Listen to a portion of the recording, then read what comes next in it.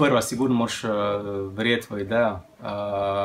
Absolutno moraš biti tisti prvi pa zadnji, ko verjameš v idejo, oziroma produkt, storitev, karkoli že.